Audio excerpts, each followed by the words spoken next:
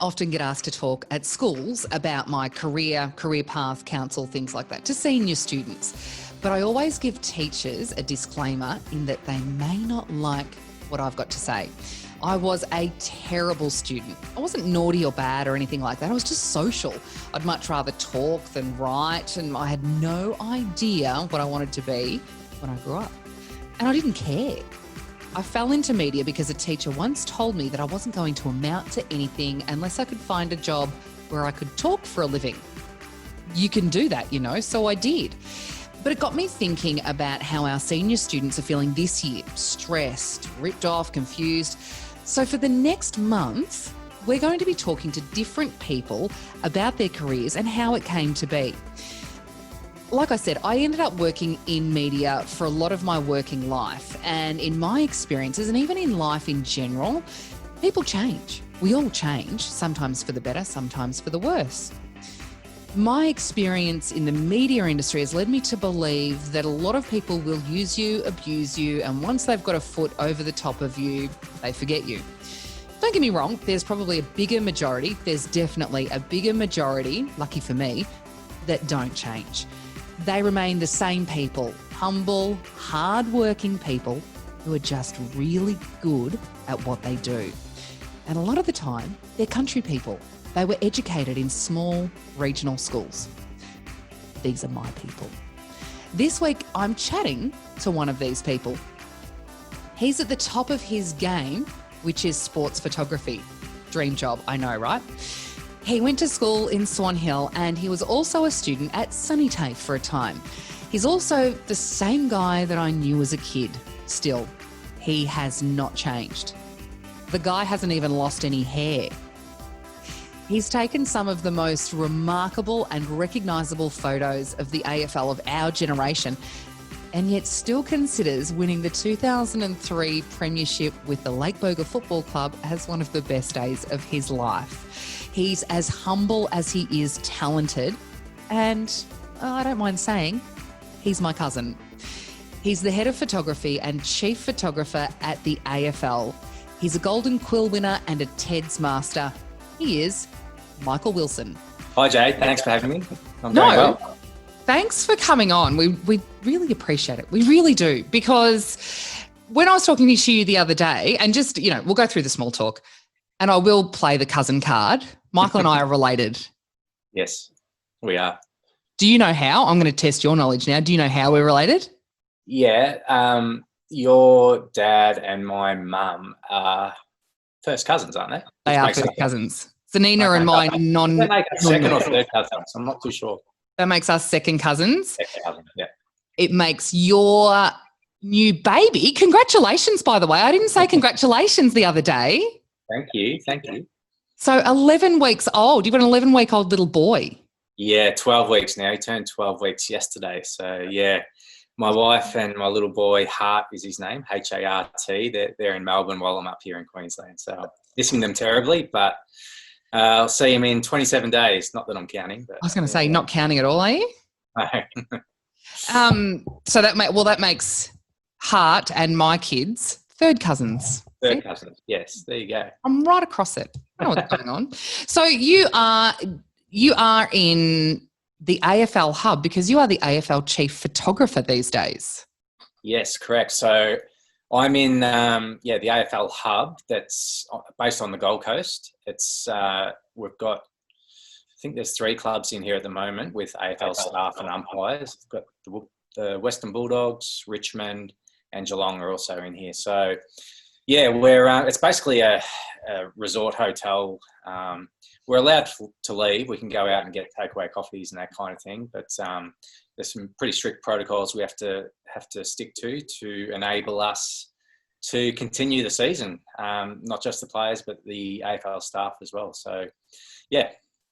I'm not going to get into the politics, but not everyone's been adhering too strictly to those protocols, have they? No, there's been a few indiscretions which have been pretty well documented in the news. So, but the absolute majority of players and staff are living by the protocols and doing everything right. So, it's just a very small percentage that have gone over the line, unfortunately, but the majority are doing the right thing.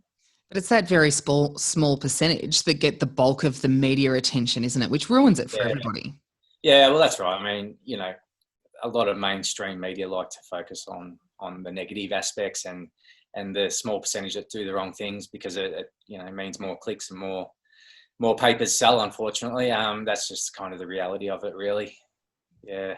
It's that way with everything. Let's start from way back when. I mentioned before that you grew up in Swan Hill, and your biggest claim to fame still, and I was telling someone about this the other day, is that you're a 2003 premiership player with the Lake Boga Footy Club.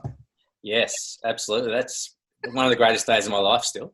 Well, it's been overtaken by my son being born, but it's right up there still. So yeah, to sort of summarise, I grew up in Swan Hill.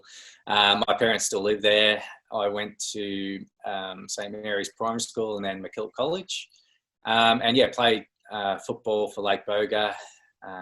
Pretty much, I played my junior football with St Mary's and then played under 17s and all my senior football with Lake Boga right up until I was 30 on and off. And yeah, always growing up, as you know, Jay, you were Warraneen, but country football is such an integral part of the community. And growing up, all I ever really wanted to do was play football and play in the premiership side with Lake Boga. And managed to do that in 2003. We broke a 28-year premiership drought. It was a really big deal. And yeah, still one of the greatest days I can remember. I've got really vivid memories of the day. It's one of my greatest sporting achievements, but just I look back on that day with such fond memories and such warmth. And it was actually your dad that gave me my premiership medallion. I think he was president of the Central Murray at the time. One of my favourite photos is, your dad's putting the medal around my neck. So, it's just a great day. And I've got really fond memories of growing up in Swan Hill as well. Really, really great little town. I love going back there to visit my family. I don't have too many friends there. Most of my friends have sort of moved on from Swan Hill now. But get back there usually Christmas and holidays. And, love going back there to visit mum and dad especially. Yeah, I bet. How proud on a scale of 1 to, oh God, I don't even know. How proud are mum and dad? At the end of the day, they'd be proud of me no matter what, because they're just, two loving parents that just want to see their children be happy and healthy, and everything else that comes along with it is a bonus, I guess. But yeah, the premierships are a definite highlight, but they're extremely proud of what I've achieved in my career, as well as what my sister has too. So no, they're beaming with pride most of the time. I suppose nothing would give them more pride than having grandchildren. Yeah, well, absolutely. That's probably the proudest moment that they've had. So they've got 3 grandsons now. They can't seem to crack it for a granddaughter, but yeah, they're my sister's got two little boys now, 7 and 5 or 4, I think they are, Eli and Oscar, and they're down in Barwon Heads now. But yeah, mum and dad are very proud grandparents, and it's been tough on them with the restrictions that we've had lately, not being able to visit as much as I would like. So but yeah, they're so rapt to be grandparents finally. That's great. I can imagine Carmel's just the proudest nonna. Absolutely, she is. Yeah, and she, straight away it was non-negotiable that the grandchildren had to call her nonna. That was no arguments with that. I can imagine. There's 2 in the Ficarra bloodline. There's 2 Elis and 1 Peyton. Really? No, I didn't know that. There you go. Yeah. Eli's popular name then. Eli, yeah, and you know that Eli and Peyton are the Manning brothers from the NFL. Oh, of course, yeah. Eli Manning, the quarterbacks, yeah. And my Peyton is named after Peyton Manning. Anyway, really? There you go. There you go. But Mel and Renee Ficarra have an Eli as well, who would be... I did know that, actually, yes. Yeah. So there you go. He'd be a little bit older than... So secondary school, you went to MacKillop, and when you got to your senior years, VCE, yep. What kind of student were you? I was always a pretty conscientious student, always wanted to do well, and I definitely wasn't like disruptive or a poorly behaved student. I was always, trying to do well. I guess wasn't what you'd call like, or we only had a very small class for a start. Like MacKillop College in 1994, when I graduated, had a year 12 class of maybe 12 or 13 students. So it was, really small. Yeah. So I was just, I guess I was a middle of the road student. Wasn't one of the bad boys, wasn't one of the good boys. Just I was kind of always in between, and but always, conscientious. I guess I was always responsible, and I was probably always more inclined and more took more interest in the creative side of subjects. So I was always, good at art and drawing and those kind of subjects, as opposed to chemistry and maths and all those kinds of things. And I guess that's kind of led me to the career where I am now. Did you do, for VCE, did you do all of the arts subjects that score really low when it came to your TR? And did that stress you out? Yeah, so, MacKillop only had a very basic offering of subjects, given it was kind of just starting out. Well, it'd been around for a while, but again, it wasn't a big school like it is today. So, I think the creative offering that they had was art. I think it was just art. There was no, graphics or computer graphics or anything like that. I think that art was the only subject I could do that was in the creative field. And computer graphics in 1994, Michael, would have been on like MS-DOS on an Apple IIe. Well, I don't think even Apples were around then. I reckon it was like the Commodore 64, which is probably the listeners would know nothing about. But, it was a very limited offering of subjects. I think I did like English, maths, art, PE, home ec, and, of course, religious education, I think, was compulsory for MacKillop. So, from memory, they were my subjects. Did you know in year 12, doing those sorts of subjects, that you wanted to be a photographer or that you wanted to go into something creative? Or did you, because you were quite a capable footballer. You were a good footballer in your junior years. Oh, look. There was talk of you getting drafted at one point, wasn't there? No way. You're pulling my leg there, I think. But if I could have been a professional footballer, I would have. I loved football, absolutely loved it, and would have given anything to play for Collingwood or, I was always a good country footballer. If you had have asked my father, Michael, he would have said that you could have been drafted. In fact, he probably still says that. Tory was my biggest fan. He was continually trying to get me to play for Warreneen. I remember that. No, I was never going to be good enough to play AFL. I guess at school I probably thought I didn't think I'd be a photographer. I thought I would end up in a creative field, and I did to start with. So I actually ended up being a graphic designer for 7 or 8 years before I transitioned into photography. So straight after high school, I did a year of TAFE actually at Sunraysia College of TAFE in Mildura, and did it was a graphic design diploma, and then went to La Trobe University in Bendigo and studied graphic design for 3 years, and kind of just fell into being a graphic designer, I guess, after that. But I did learn about photography at uni. So photography was one of our core subjects all through uni. So I had that background and that knowledge and that passion for it even back then. And I guess the seed was sort of planted then, as far as, the capability of being a photographer, and I always really enjoyed it. And this is back in the film days, really showing my age here, but this is when you learnt with film and in the dark room, processing your own film. So a real appreciation for the art of photography as well. And I guess having that knowledge and that background allowed me to explore it a little bit further down the track. And when it all became digital, it opened up even more avenues, I guess. So I always knew during high school that I'd kind of end up in a creative area, and it's just sort of transitioned into photography over the years, I guess. So what was your first photography gig? Well, my first photography gig that was related to AFL was I actually shot like an Essendon intra-club match once. It was like the pre-season of 2005. Before that, I kind of shot like just, weddings? Country football, sorry. Did you do any weddings? I shot my sister's wedding and my cousin's wedding, and that was about it. I just not a wedding photographer, I can tell you that. It's not my scene. But I so I'd shot like, a few sort of random country football games and some amateur football and that sort of stuff. But yeah, my big break, I guess, photo-wise came in, it was 2005. I think I shot an Essendon intra-club match. It was at Gosh's Paddock in Melbourne, and just sort of pulled the photos together and emailed them into the club, just saying, "Oh, hey, introduce myself. I'm a photographer starting out. I was at your intra-club match today. Here's some pictures. If you want to use them on your website, please feel free." And they got back to me straight away. Whoever was managing their email or social media at the time said, "Oh, these pictures are great. We're going to use them in our news story about the intra-club today. Can you come back next weekend and take some more pictures?" So naturally, that was a good response. I went back the next weekend and introduced myself to the person I was emailing, and they introduced me to their media manager at the time, who offered me Essendon's photographer's pass for the year. So each AFL club has an accredited photographer that they can send to matches.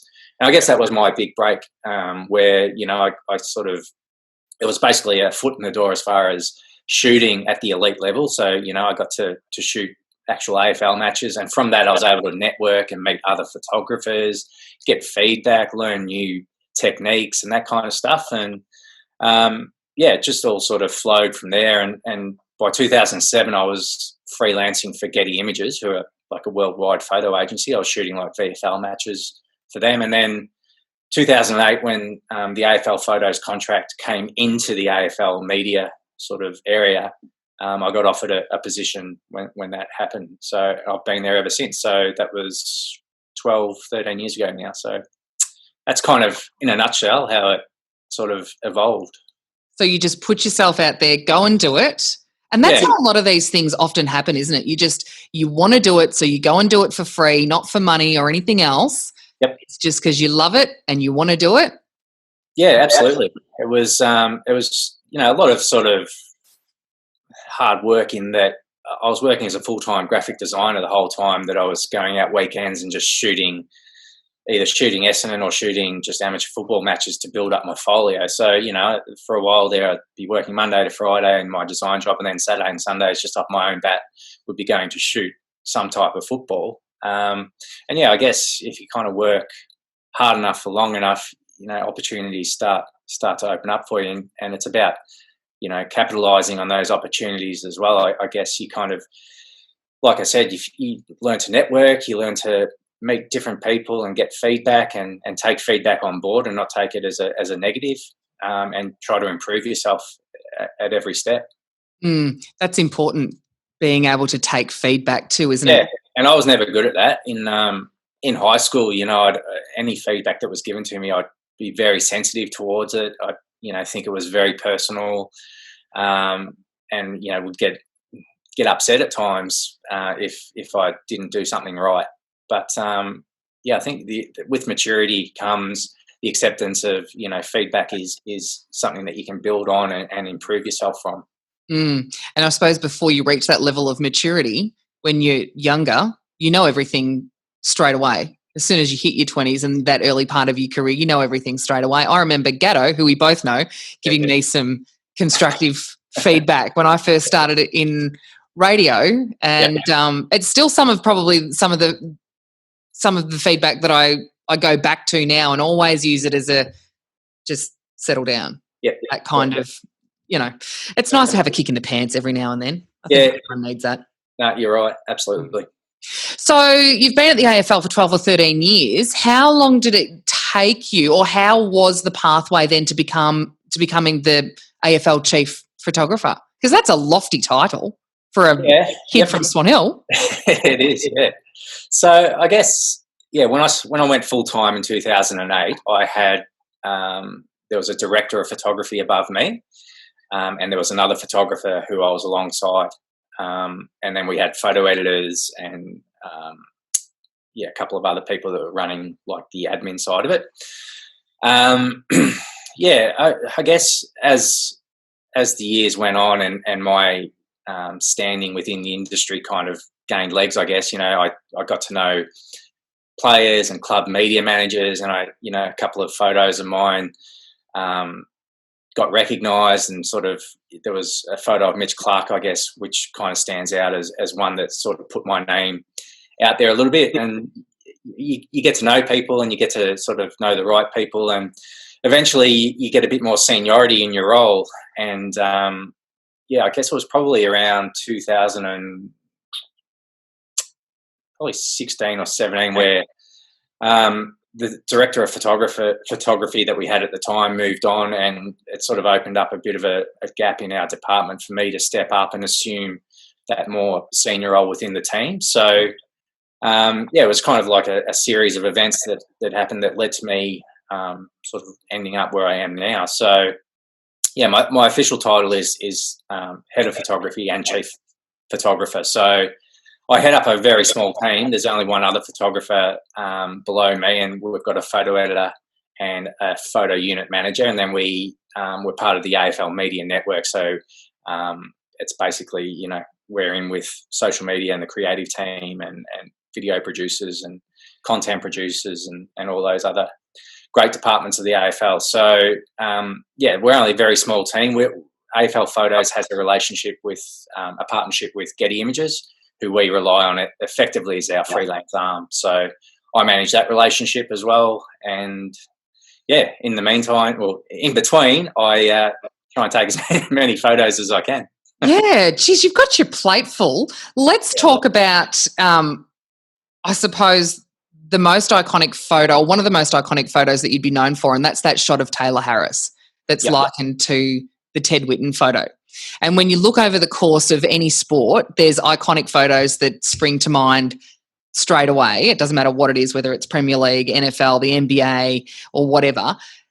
That photo, did you know at the time, because that photo is the one that's going to become synonymous probably throughout history as being the photo that illustrates women's football and the breakout of women's football. Did you know when you took that was going to be such an iconic photo and cause the controversy for Taylor that it did?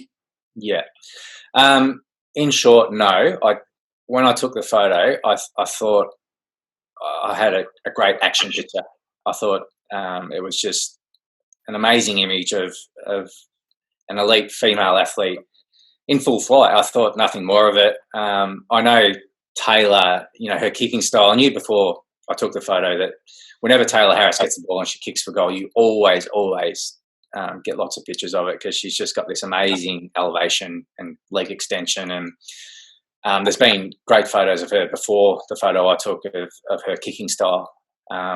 So when she marked the ball, I knew she was going back for a shot at goal. I sort of made sure I was in a good position and fired off a sequence of maybe 10 frames and chose the one where she was at her highest peak. Looked back at it on the back of my camera and thought, she's really high off the ground.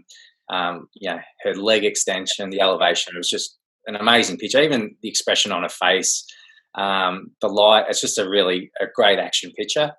And I had no idea that it had cause any kind of controversy. I thought I'd just put it on my Instagram and people would comment and say, what a great action photo. And most of the people would know it sort of grew legs of its own after it got reposted by Channel 7, got some, really disgraceful comments made, some derogatory sexist comments made on the Channel 7 social channels in regards to the photo. And Channel 7 removed it. And that was when it kind of went viral, because people saw that as Channel 7 standing, giving in to the trolls and to the keyboard warriors. So people started reposting the picture, and that's when it went bananas. And I can remember my phone lighting up, especially on Twitter. I think it was like on maybe the Sunday night. I think it was or the Monday night. I can't quite remember. It was like the day after, and there was just retweet after retweet after retweet of the picture, and it was just going bananas. And I was getting calls from journalists the next day. I had TV crews come over to my place and do interviews, and I was on the radio with Jared Waitley, and I couldn't quite believe it, all from a photo that I thought at the time was just a brilliant shot of a great footballer kicking a ball. So no, I didn't know at the time. But I suppose, without blowing too much smoke up your ass, for want of a better term, that illustrates, I suppose, your character as not only a photographer but as a human, that That's just a great action. And it was, and it still is, a great action shot of an athlete doing her job. Yeah, totally. Yeah. And, I'm really proud for what it stands for now. It's become a bit of an image as a line in the sand, standing up to online trolls, and to, sexism in sport is just not on. And for that image to be a symbol of that makes me really, really proud. But at the end of the day, I don't like letting go of the fact that it's a great action picture of just an elite athlete in her prime doing what she does best. I think at the end of the day, it's a great sports picture, and it should be recognised for that as well as what it stands for. Even if it was never intended to stand for that. And you're right, it is a great picture of doing what she does best, and that is kicking goals, and all power to her. She's a great footballer. Totally. Was it that moment, or was there a different moment where you've stood back and gone, I've made it? This is the dream. I'm living my best life, doing what I love to do, combining football and the creative arts? Yeah. Probably, I think one of my first grand finals I shot, I think it was 2006. I remember standing in the middle of the MCG, thinking to myself, I can't believe I'm in the middle of the MCG on grand final day. I remember taking a selfie on my camera. I don't think mobile phones were like proper iPhones back then. So I remember taking one on my big camera. I've still got it somewhere. I was like, I thought I might not be back here ever. It's, who knows what the future holds. But I thought, 2006 grand final day, I remember standing on the middle of the MCG thinking, oh, this is as good as it gets. But to be honest, Jade, like most days I think to myself, I'm so lucky and blessed to do what I do, working in an industry I love, football, and utilising a passion in photography to combine the two every day. Like today, I'm fortunate in that I've been lucky enough to come to Queensland to do my job still. I know how tough it is in Victoria at the moment, in Melbourne especially. I've lived there for most of my adult life, and the last 6 months has been horrendous with the COVID restrictions. So I know I'm in a very privileged position to be in Queensland to be able to do my job. This morning I drove from the Gold Coast to Brisbane to shoot the final series launch at this beautiful 5-star hotel overlooking the Brisbane River and the Story Bridge, and Gil McLaughlin's there, and there's journalists, and I'm taking pictures of Simon Black, Brownlow medalist, triple premiership player, holding the premiership cup. It's to me, I don't see it as a job, because I just love taking photos that are related to football. Every day I look at my role and think how privileged and lucky and fortunate I am, especially in this current climate, to be able to do it every day. Because there were moments this year as well. Even I got stood down twice. After round one, I got stood down, and that created a lot of uncertainty around what the future would hold for my role. So there's been moments this year where there's been a real reality check as to this job might not last forever. Fortunately, I've come out the other side with my role being unaffected, and I've been able to come up to Queensland and continue in my job. But there's been others that haven't been as fortunate. So I'm very mindful of the fact I'm in a privileged position to be able to do what I do. You are, but do you subscribe to, having said all of that, do you subscribe to the theory that the harder you work, the luckier you seem to get? Yeah, I do. Yep. I think, sometimes you make your own luck as well, and you've got to put yourself in a position to get lucky.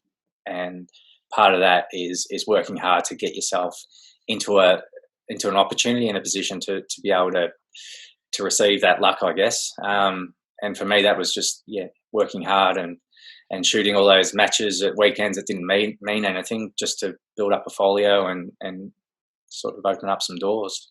Yeah. Things like this don't just happen to anyone. You've got to put in the hard work. Yeah, absolutely. I think you're right. Yeah. Yeah. So footy finals are coming up. Yes. Can't wait. Thursday. Mm-hmm. Is that just because Collingwood are there? Well, I am quietly hoping Collingwood does well. I don't usually tell too many people I'm a Collingwood supporter. I like to be very neutral in my job, especially when I'm shooting. But no, I hope they do well. Yeah. Yeah, but I'm a Richmond supporter, and well, who's your tip then? Well, to be honest, I think Port Adelaide are just going to be really hard to beat. They're the informed team. They've had such a great run. They've had a great season in that they haven't travelled too much for hubs. They've relatively had a regular routine as far as, all their players have been training in the same location. They haven't had to move out from home too often. They're sleeping in their beds. They've had the best preparation, I think. So I think Port Adelaide and Brisbane will make the grand final. And, yeah, I think Port Adelaide, to me, I think are probably the best team in it at the moment. But, look, I think Richmond are a massive chance. They're climbing their own run. Yeah, there's your disclaimer. We have beaten Port Adelaide this year. I'll remind you. Where was that? It was in Adelaide, yeah. Yeah, look, I'm not discounting Richmond at all. I think they can do it for sure. But I put it this way, I think Port Adelaide are an absolute Monty to get in the grand final just because they've got 2 guaranteed finals at home, and at the moment they're virtually impossible to beat at Adelaide Oval. Little bit of an advantage, but we won't go there. Let's talk about what a typical day during footy finals looks like to you. Run us through it. Do you mean like a match day or during the match day? Yeah, okay. So I'll use Thursday as an example. So it's probably not an ordinary average week, but 2020 isn't an ordinary average year, really, is it? So the first final's in Adelaide on Thursday, Port Adelaide and Geelong. So I'm flying over Wednesday afternoon from Gold Coast to Adelaide. Thursday at 7:50, I think the game is, or maybe 7:30 or something. So I'll generally get to the match about 2 hours before. I get given a photographic brief to fulfil. So each club has puts in requests for pictures they want, as do different departments of the AFL. So like the commercial team might have some corporate partners that need some pictures of signage or, something like that, like, a picture of the play happening in front of, say, a NAB sign or something like that. And then, there's other requests that come in, sort of random requests, like umpire milestones, for example. So one of the umpires might be umpiring his 200th game, so I get a picture of them before the match. And then there's the editorial coverage on top of that. So just covering news that comes out of the match. So it could be injuries, the big marks, the big tackles, the big goals, all that kind of stuff. So, get there a couple of hours before the game, make sure I'm across everything. The game starts. I'm filing pictures on the fly. So I have my laptop set up next to me. The pictures that I file go straight through to the AFL photo site, where they're picked up by AFL.com, the clubs, and different subscribers to use on social media mainly. So all those tiles you see with the quarter time score that the clubs send out and the AFL send out, they're all the pictures that myself and other photographers send. It's a bit of a juggling act, shooting the game and then, filing on your laptop. You've got to be really, really careful that you don't miss anything. Generally by quarter time, I'll have 7 or 8 pictures filed through to the AFL photo site. And then by halftime, maybe 20 or 30. By the end of the match, you're aiming to sort of have around 80 action pictures on the AFL photo site online and ready to be distributed. So, and then after the game, you're there for about an hour and a half, just doing like a clean sweep of your whole edit to make sure you haven't missed anything. You sort of tend to put a few stock pictures online, like, your sort of stock standard footy card photos, those kinds of pictures. And then you wrap up, probably around 2 hours after the siren, and go back to the hotel, and I'll fly back here Friday morning, ready to do it all again at the Gabba on Saturday twilight and Friday night. So, it's kind of, that's how a match day sort of would roll out. Wow. So that's a lot to juggle. If you're trying to take photos and not miss anything, but file photos at the same time, have you ever put in a request for an assistant? Well, it is a juggling act, and sometimes it is possible. Like for grand final, we have people filing for us sometimes. Some of the bigger photo agencies do have people on picture desks that receive the images straight from the photographer's camera and do the editing. But yeah, we're kind of a little bit more lo-fi than that. So it's generally the photographer's job to edit his or her own pictures. But you do have to be very careful that you don't miss something. I've had instances where I have missed big moments. One that I've mentioned before is, I'm not sure if you can remember that Jeremy Howe mark that was taken on Queen's birthday a couple of years ago on Tom. Yes. Yeah. Yeah. So I vividly remember missing that. I had my head in my laptop. I was filing some big freeze pictures that had to, because that was the slide, the big freeze slide. I had to get some pictures out to some corporate partners of the big slide, and I remember just hearing the crowd roar. I looked up on the replay on the big screen, and Jeremy Howe's just like pulled in a mark for the ages, and didn't have anything of it. Went to a very dark place after that, tell you that, for a few days, but that's all part of it. But you learn your lessons. Like, you know that when the play is in front of you, you shoot it. It's only when there's a break in play, like when a goal is scored or when there's an injury or a blood rule or, that kind of thing, that's the time when you should file on your laptop. How much of the ground are you covering? If there's only two of you that are in your team, are you covering like half of the ground? Yeah, pretty much. You sort of sit opposite each other at opposite ends of the ground, and you cover the technology we have with the camera quality, like the image quality and the focal length of the lenses that we have, one photographer can pretty much cover the whole ground now. But yeah, usually when there's two of you at the ground, you cover your sort of, 50 to 70 metre arc, and the other photographer covers his or hers, and between the two of you, you have good solid coverage of all areas.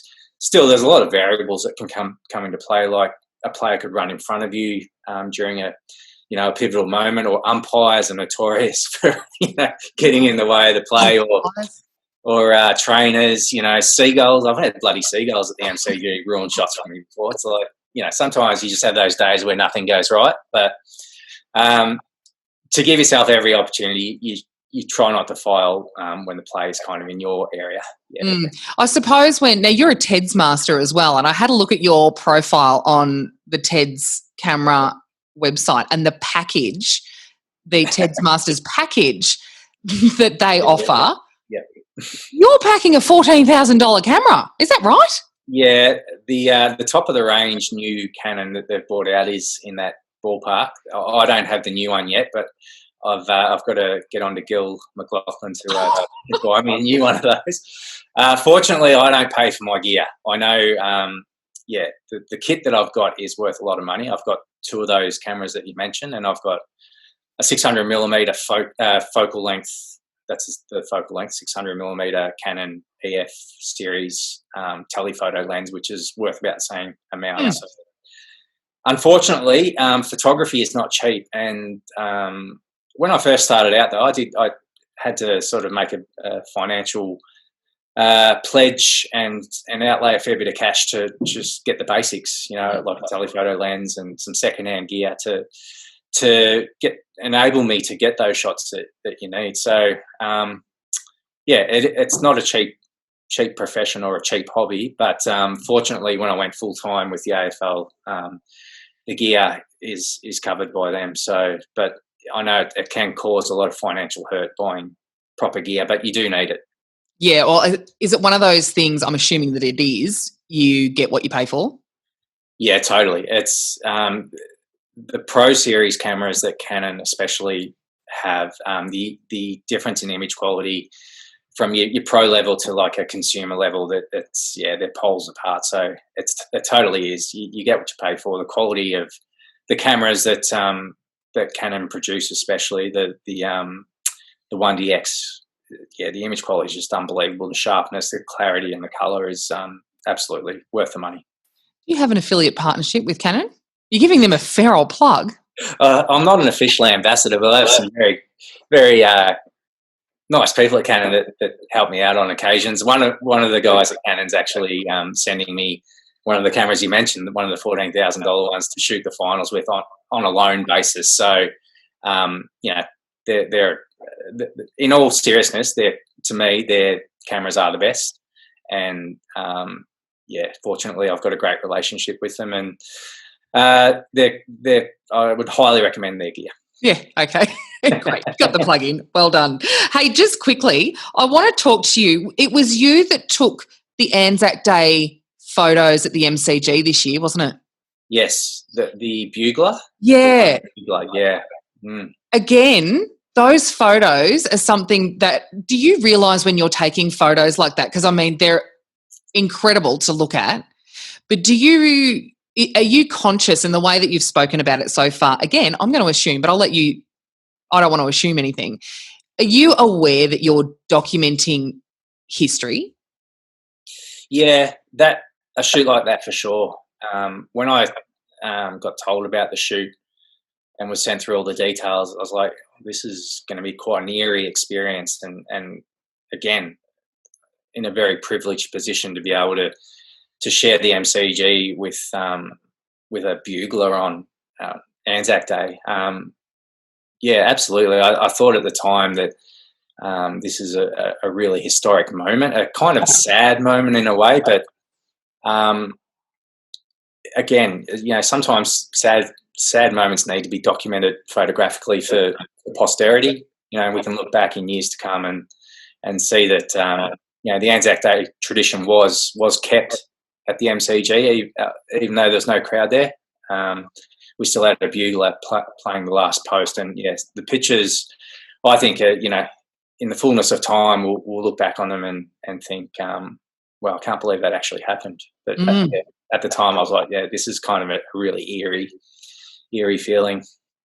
But they are magnificent pictures, and when you Google Anzac Day 2020, they're the photos that come up. Yep. So, which is important, ranking high in Google, isn't it, Michael?